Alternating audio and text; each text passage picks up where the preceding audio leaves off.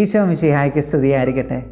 വലിയൊരു കൊടുമുടിയെ തന്നെ കീഴടക്കി കൊടുമുടിയുടെ മുകളിൽ കയറി ഫ്ലാഗ് കുത്തി അവൻ ഇറങ്ങി വരുമ്പോൾ അവൻ്റെ മുൻപിൽ വലിയ വലിയ സ്വപ്നങ്ങളാണ്. തിരികെ ചെല്ലുമ്പോൾ എല്ലാവരും എന്നെ സ്വീകരിക്കും, വലിയ സമ്പാദ്യം എൻ്റെ മുൻപിലേക്ക് കടന്നു വരാൻ പോവുകയാണ്. ഇനി ഞാൻ പഴയതുപോലെയല്ല. അങ്ങനെ വലിയ ആനന്ദത്തോടും സന്തോഷത്തോടും കൂടെ ആ കൊടുമുടി അവൻ ഇറങ്ങി വരവേ എങ്ങും മഞ്ഞാണ്, മഞ്ഞ് വീഴ്ചയാണ്. അവൻ പതിയെ നിലത്ത് എന്തോ കിടക്കുന്നത് കണ്ടൊന്ന് നോക്കി. ഒരു പാമ്പ് മരണത്തോട് മല്ലടിച്ച് തണുത്ത് വിറച്ച് കിടക്കുകയാണ്. അതിനെ കണ്ട് അവന് പാവം തോന്നി. സംസാരിക്കാൻ കഴിവുള്ള പാമ്പായിരുന്നു അത്. എന്നെ ഒന്ന് രക്ഷിക്കാവോ? ആ പാമ്പ് അവനോട് ചോദിച്ചു. അവൻ ആ പാമ്പിനെ എടുത്ത് അവൻ്റെ മാറത്തോട് ചേർത്ത് വെച്ചു. പതിയെ പതിയെ ഇറങ്ങി വന്നപ്പോൾ ആ പാമ്പിന് ജീവൻ തിരികെ കിട്ടാൻ തുടങ്ങി. താഴേക്ക് ഇറങ്ങുന്നതനുസരിച്ച് തണുപ്പ് കുറഞ്ഞു വന്നു, ചൂടായി, പാമ്പിന് ഊർജമായി, പാമ്പ് പാമ്പായി. കുറച്ച് കഴിഞ്ഞപ്പോൾ ആ പാമ്പ് ആഞ്ഞൊരു കൊത്ത് അവൻ്റെ ചങ്കത്തേക്ക്. അവൻ പിടഞ്ഞ് താഴേക്ക് വീണു. അവൻ ഈ പാമ്പിനോട് ചോദിച്ചു, നിന്നെ ഞാൻ രക്ഷിച്ചതല്ലേ, പിന്നെ എന്തുകൊണ്ടാണ് നീ എന്നെ കൊത്തിയത്? അവൻ്റെ കണ്ണുകൾ അടയുന്നതിന് മുൻപ് പാമ്പ് മറുപടി പറഞ്ഞു, ഞാൻ എൻ്റെ സ്വഭാവം കാണിച്ചു, ഞാൻ പാമ്പാണ്. നീ പക്ഷേ നിൻ്റെ ലക്ഷ്യം മറന്നു. പ്രിയപ്പെട്ടവരെ, നാം ഇന്ന് കേൾക്കുക വളരെ പ്രധാനപ്പെട്ട ഒരു പുണ്യത്തെക്കുറിച്ചാണ്. ലൂക്കായുടെ സുവിശേഷം 21-ാം അധ്യായം 34 മുതലുള്ള തിരുവചനങ്ങൾ. സുഖലോലുപത, മദ്യാസക്തി, ജീവിത വ്യഗ്രത എന്നിവയാൽ നിങ്ങളുടെ മനസ്സ് ദുർബലമാവുകയും ആ ദിവസം ഒരു കെണി പോലെ പെട്ടെന്ന് നിങ്ങളുടെ മേൽ വന്നു വീഴുകയും ചെയ്യാതിരിക്കാൻ ശ്രദ്ധിക്കുവിൻ. എന്തെന്നാൽ ഭൂമുഖത്ത് ജീവിക്കുന്ന എല്ലാവരുടെയും മേൽ അത് നിപതിക്കും. 3 കാര്യങ്ങൾ: സുഖലോലുപത, മദ്യാസക്തി, ജീവിത വ്യഗ്രത. ഇവയെല്ലാം വിരൽ ചൂണ്ടുന്നത് വിശുദ്ധിയിലേക്കാണ്. ഇവ കടന്നു വരുമ്പോൾ വിശുദ്ധി നഷ്ടപ്പെടുന്നു. വിശുദ്ധ പത്രോസ്ലീഹായുടെ 1-ാം ലേഖനം 1-ാം അധ്യായം 15-16 തിരുവചനങ്ങൾ. ആ വചനഭാഗം ഇങ്ങനെയാണ്: നിങ്ങളെ വിളിച്ചവൻ പരിശുദ്ധനായിരിക്കുന്നത് പോലെ നിങ്ങളും പരിശുദ്ധരായിരിക്കുവിൻ. നിങ്ങളെ വിളിച്ചവൻ പരിശുദ്ധനായിരിക്കുന്നത് പോലെ നിങ്ങളും പരിശുദ്ധരായിരിക്കുവിൻ. വിശുദ്ധിയിലേക്കാണ് ദൈവം നമ്മളെ വിളിച്ചിരിക്കുന്നത്. വിശുദ്ധി കൂടാതെ ആർക്കും കർത്താവിനെ ദർശിക്കുവാൻ കഴിയുകയില്ല എന്ന് ഹെബ്രായ ലേഖനം 12:14 പറഞ്ഞു വയ്ക്കുന്നു.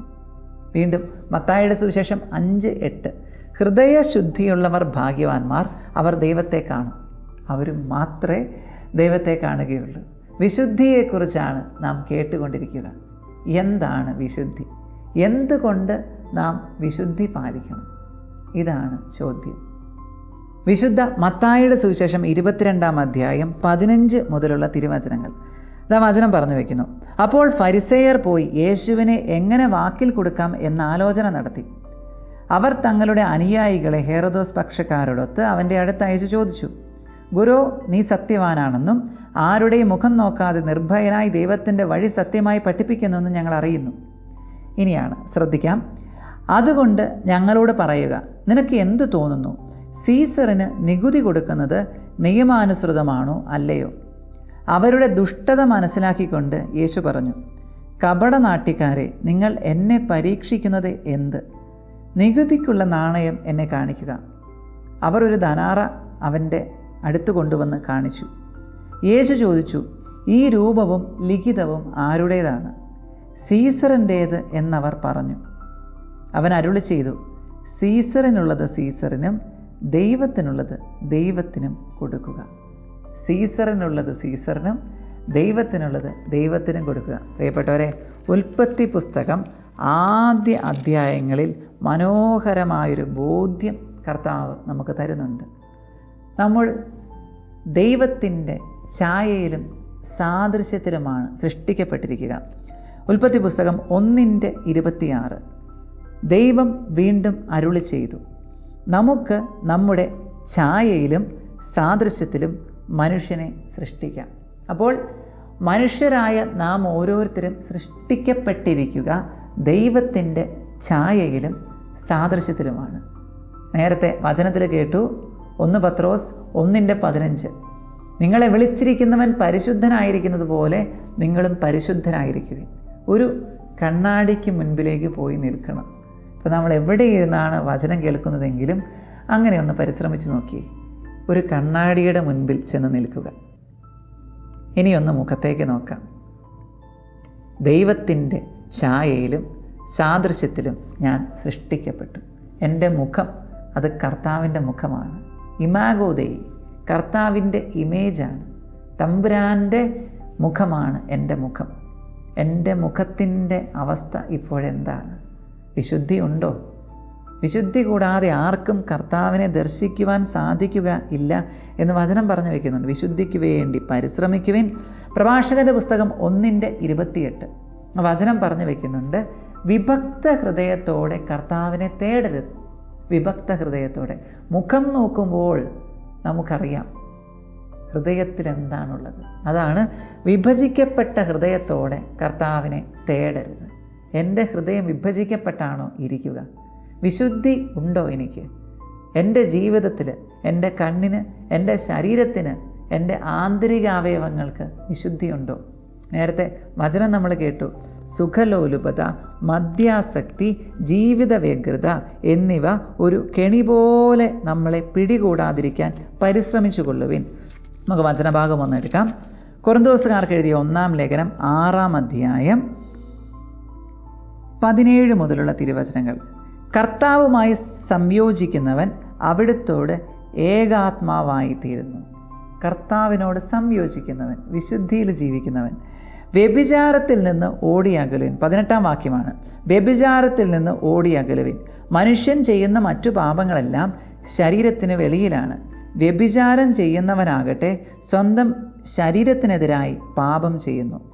നിങ്ങളിൽ വസിക്കുന്ന ദൈവദത്തമായ പരിശുദ്ധാത്മാവിൻ്റെ ആലയമാണ് നിങ്ങളുടെ ശരീരമെന്ന് നിങ്ങൾക്കറിഞ്ഞുകൂടെ?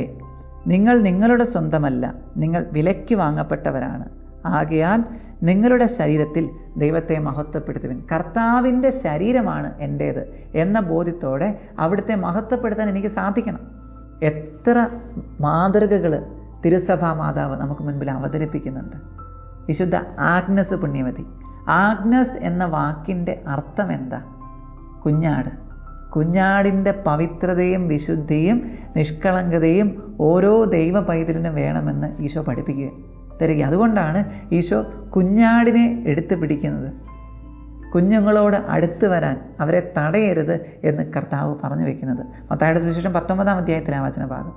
പ്രിയപ്പെട്ടവരെ, ആഗ്നസ് പുണ്യവതി എന്താ സംഭവിച്ചത്? അതുപോലൊരു സുന്ദരി അതിന് മുൻപും അതിന് ശേഷവും റോമിലുണ്ടായിരുന്നിട്ടില്ല എന്ന് പറഞ്ഞു വെക്കുന്നവരുണ്ട്. അത്രയും സുന്ദരിയായിരുന്നു. അപ്പോൾ ഈ പെൺകുട്ടി ചെറുപ്രായത്തിൽ തന്നെ ഈ പെൺകുട്ടിക്ക് ചുറ്റും യുവാക്കന്മാർ ഓടിക്കൂടാൻ തുടങ്ങി. ഞങ്ങളെ സ്നേഹിക്കാമോ, എന്നെ സ്നേഹിക്കാമോ, എന്നെ കല്യാണം കഴിക്കാമോ എന്നൊക്കെ ചോദിച്ചു. എന്നാൽ ചെറുപ്രായത്തിൽ തന്നെ കർത്താവിന് വേണ്ടി കന്യകാത്വം നേർന്നിരുന്നു ആഗ്നസ് പുണ്യവതി. അപ്പോൾ അന്ന് നമുക്കറിയാം മതപീഡനത്തിൻ്റെ കാലഘട്ടമാണ്. ക്രൈസ്തവ മതത്തിന് അനുവാദമില്ല, അംഗീകാരമില്ല. ചുറ്റുമുണ്ടായിരുന്ന ആ യുവാക്കളെല്ലാം ഒറ്റ കൊടുത്തു. കിട്ടാത്ത മുന്തിരി പുളിക്കും. അവളെ കിട്ടിയില്ല എന്നതിൻ്റെ പേരിൽ ചെന്ന് ഒറ്റ കൊടുക്കുകയാണ്. ഇവള് ക്രിസ്ത്യാനിയാണ്. അങ്ങനെ ആരാശാരി പിടിച്ചുകൊണ്ട് പോവുകയാണ്. സൈനാധിപൻ ഇവരോട് പറഞ്ഞു, നീ എന്നെ വിവാഹം കഴിക്കാൻ തയ്യാറായാൽ നിന്നെ വെറുതെ വിടാം. അത്രയ്ക്ക് സൗന്ദര്യമാണ്. അവൾ പറഞ്ഞു, പറ്റില്ല, ഞാൻ ഈശോയ്ക്ക് എന്നെ തന്നെ സമർപ്പിച്ചതാണ്, എൻ്റെ ഭർത്താവ് കർത്താവാണ് എന്നൊരു വാക്ക്.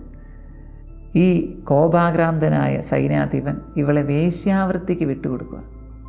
പരസ്യമായിട്ട് ഇവളെ പിടിക്കുവാൻ, ഇവളെ കീഴടക്കുവാനായിട്ട് വന്ന യുവാക്കളുടെ എല്ലാം മുൻപിൽ വെച്ച് ഇവളുടെ വസ്ത്രം വലിച്ചു കീറുക, നഗ്നയാക്കാനായിട്ട് പരിശ്രമിക്കുക.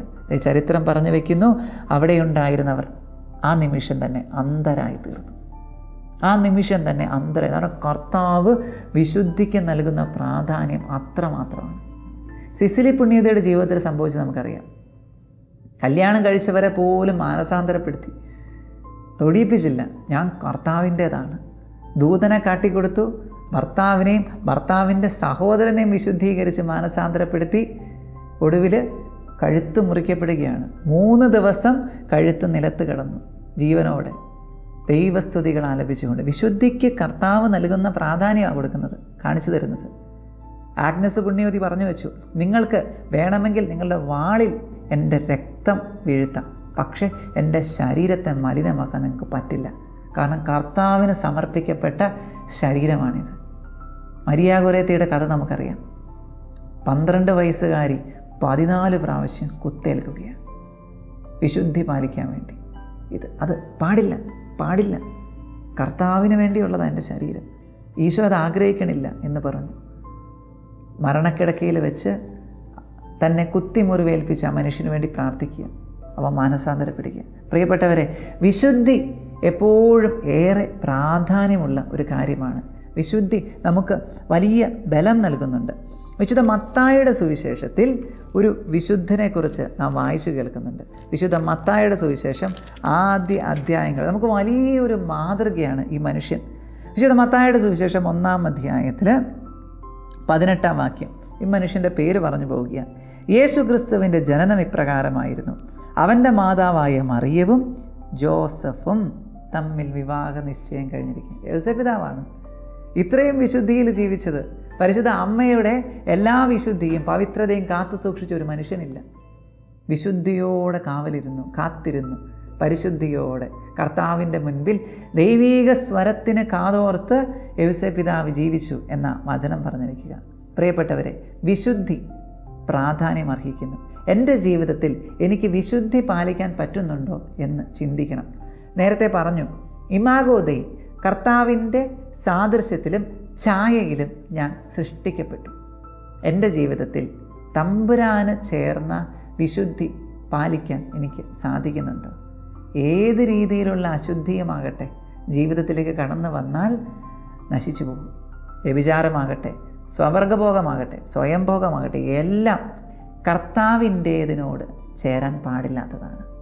ഇതാ കർത്താവിൻ്റെ ദാസി എന്ന അമ്മ പറഞ്ഞു വെച്ചത്. കർത്താവിൻ്റെ, ഓഫ് ഗോഡ്.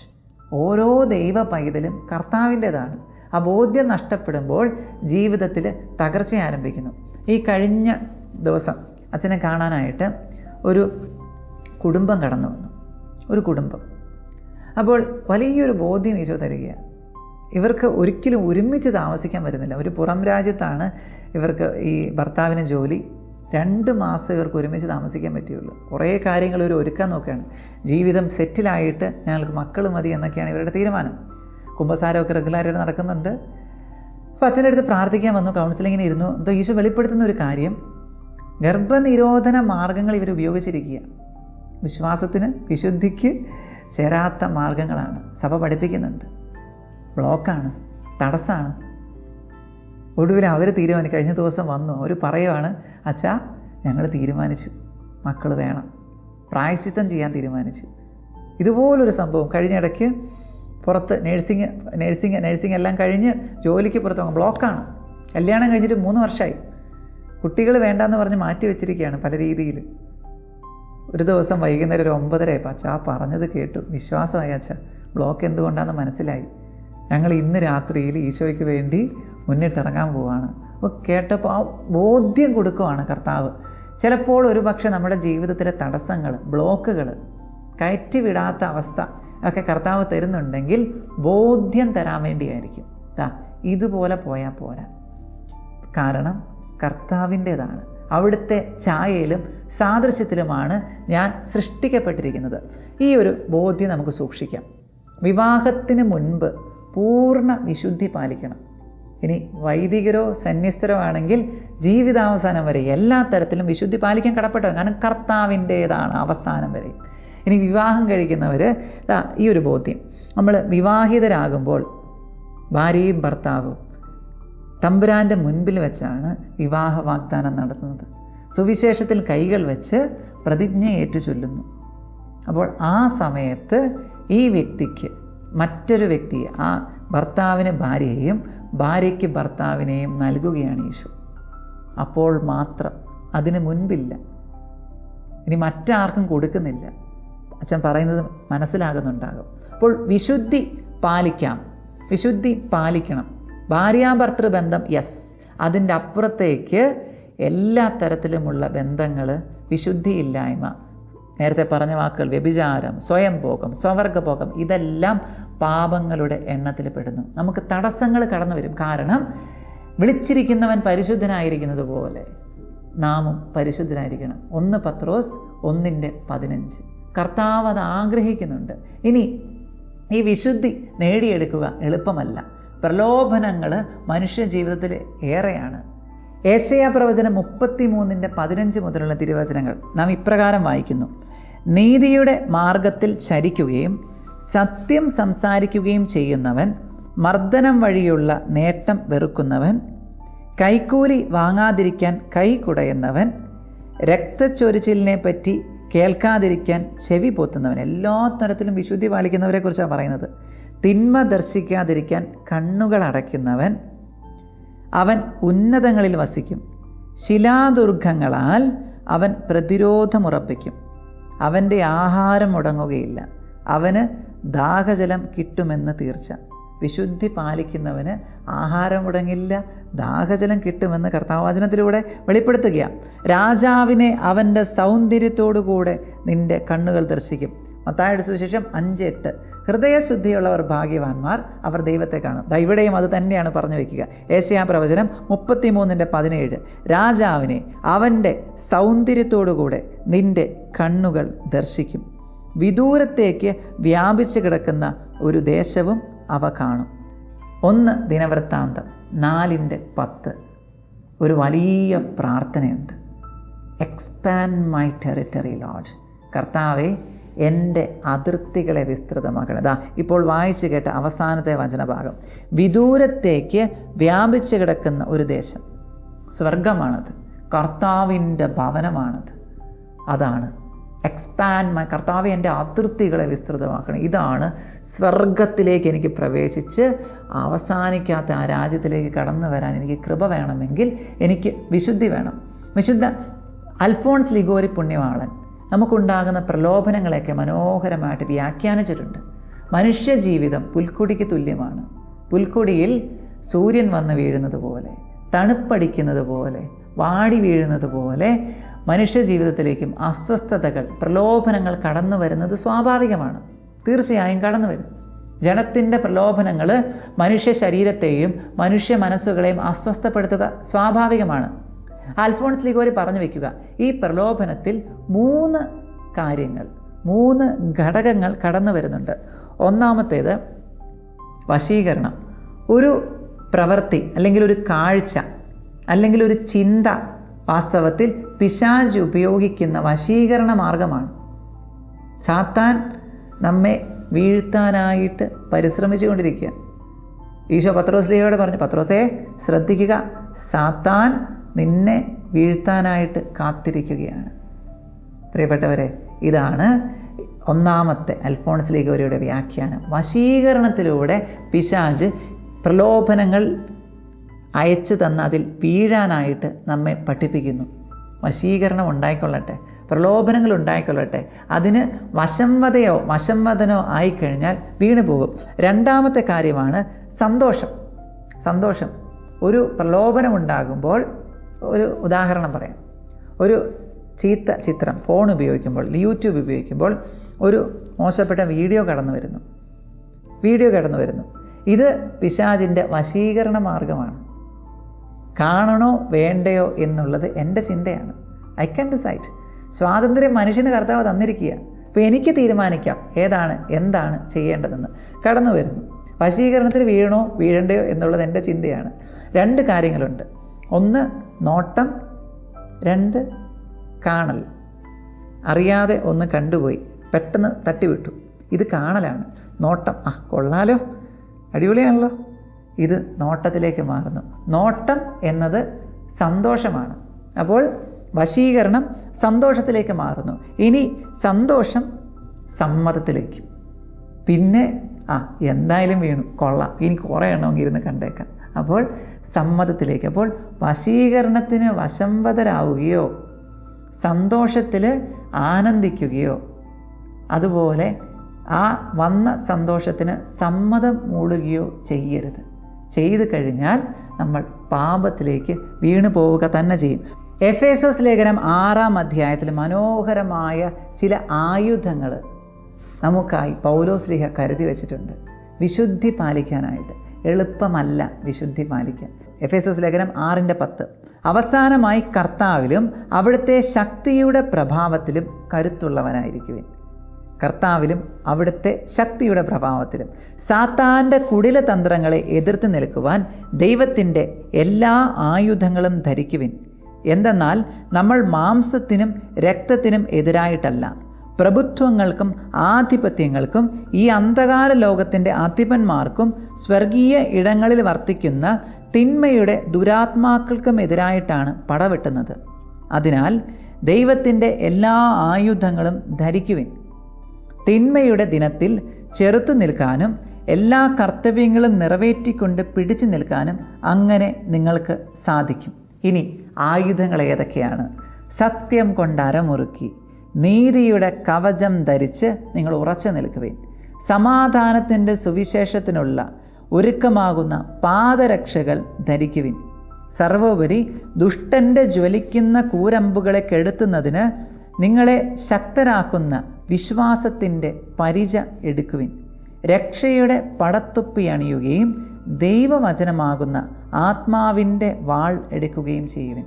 പ്രിയപ്പെട്ടവരെ, ഈ കാലഘട്ടത്തിൽ നാം ഏറ്റവും അധികം പ്രലോഭനം നേരിടുന്നത് കണ്ണിൻ്റെ വിശുദ്ധിയുടെ മേഖലയിലാണ്. വചനം പറഞ്ഞു വയ്ക്കുന്നു, കിളിവാതിലിലൂടെ പാപം കടന്നു വരുന്നു. കിളിവാതിലിലൂടെ. നമ്മുടെ കിളിവാതിൽ എന്ന് പറയുന്നത് കണ്ണാണ്. കണ്ണിൻ്റെ വിശുദ്ധി ഏറ്റവും പ്രധാനപ്പെട്ടതാണ്. നമ്മുടെ സന്യാസത്തിലും മറ്റുമെല്ലാം പറയുന്നൊരു വാക്കുണ്ട്, കണ്ണടക്കം പാലിക്കുക. കാണാൻ പാടില്ലാത്ത ചില കാര്യങ്ങളുണ്ട്, അത് കാണാൻ പാടില്ല. കണ്ണടക്കം പാലിക്കുക. കാരണം എൻ്റെ കണ്ണുകൾ കർത്താവിൻ്റേതാണ്. ഞാൻ എന്ത് ചെയ്താലും എൻ്റെ കണ്ണിലൂടെ കർത്താവ് കാണുന്നുണ്ട്. അതാണ് ഛായയിലും സാദൃശ്യത്തിലും നീ സൃഷ്ടിക്കപ്പെട്ടിരിക്കുന്നു. കർത്താവ് അറിയുന്നുണ്ട്. വിശുദ്ധി നഷ്ടപ്പെടുക എപ്പോഴാണോ കണ്ണിൻ്റെ വിശുദ്ധി നഷ്ടപ്പെടുന്നത്, അപ്പോൾ ശരീരത്തിലേക്കും അസ്വസ്ഥത കടന്നു വരും. പ്രിയപ്പെട്ട, ഈ കഴിഞ്ഞ ദിവസം ഏറെ അസ്വസ്ഥപ്പെടുത്തുന്ന ഒരു സംഭവം കേൾക്കാനിടയായി. അവിടെ ധ്യാനകേന്ദ്രത്തിലേക്ക് 11ാം ക്ലാസ്സിൽ പഠിക്കുന്ന ഒരു പെൺകുട്ടി കടന്നു വന്നു. 11ൽ പഠിക്കുന്ന ഒരു പെൺകുട്ടി. ഈ പെൺകുട്ടി ഏറെ അസ്വസ്ഥയായിരുന്നു, പഠിക്കാൻ പറ്റണില്ല. പ്രാർത്ഥിച്ച് ചോദിച്ചു വരുമ്പോൾ കാര്യം ഇതാണ്. ഒരു ദിവസം ഇവരുടെ കസിൻ അനിയന്മാരെയൊക്കെ വീട്ടിലാക്കി. അനിയന്മാരെന്ന് പറഞ്ഞാൽ 4ലും 3ലൊക്കെ പഠിക്കുന്ന കുഞ്ഞുങ്ങളാണ്. ഇവളെ അവിടെ കാവലിരുത്തിയിട്ട് അമ്മയും ആൻറ്റിമാരൊക്കെ ഒരു യാത്ര പോയി. വൈകുന്നേരമാണ് അവർ തിരിച്ചു വരുന്നത്. അപ്പോൾ പകൽ ഇവർ ഒരുമിച്ചിരിക്കുമ്പോൾ 4ാം ക്ലാസ്സിൽ പഠിക്കുന്ന ഒരു പയ്യൻ, കസിൻ, ഈ പെൺകുട്ടിയോട് ചോദിക്കുവാണ്, ചേച്ചി നമുക്ക് കട്ടിലിൽ കെട്ടിപ്പിടിച്ച് കിടക്കാം, ഉമ്മ വയ്ക്കാം. പെൺകൊച്ച് പേടിച്ചു പോയി.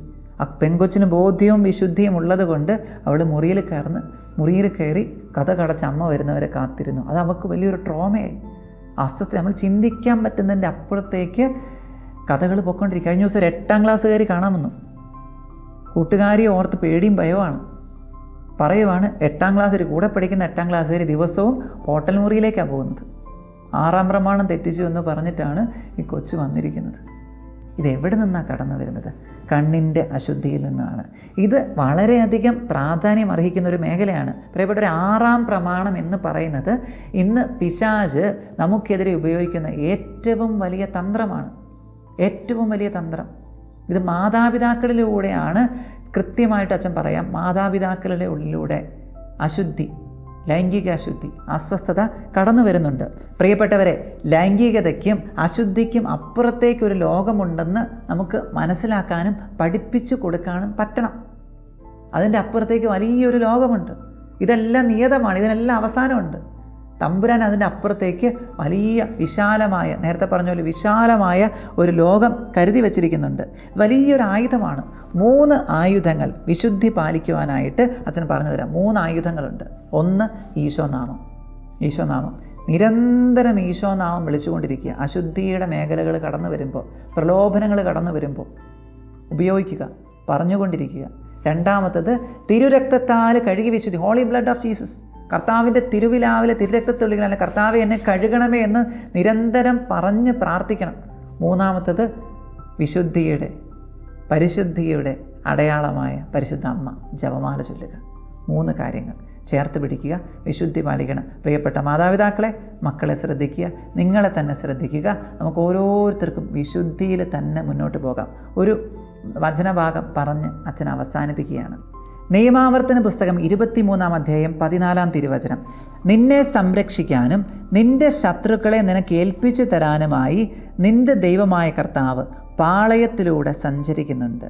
ശുചിത്വമില്ലാത്ത എന്തെങ്കിലും നിങ്ങളുടെ ഇടയിൽ കണ്ട് അവിടുന്ന് നിന്നിൽ നിന്നും അകന്നു പോകാതിരിക്കേണ്ടതിനായി പാളയം പരിശുദ്ധമായി സൂക്ഷിക്കണം. പാളയം എന്ന് പറഞ്ഞാൽ നമ്മുടെ ശരീരമാണ്. പ്രിയപ്പെട്ടവരെ, 1 കൊരിന്തോസ് 3:16 നിങ്ങൾ ദൈവത്തിൻ്റെ ആലയമാണെന്നും ദൈവാത്മാവ് നിങ്ങളിൽ വസിക്കുന്നുവെന്നും അറിഞ്ഞുകൊള്ളുക.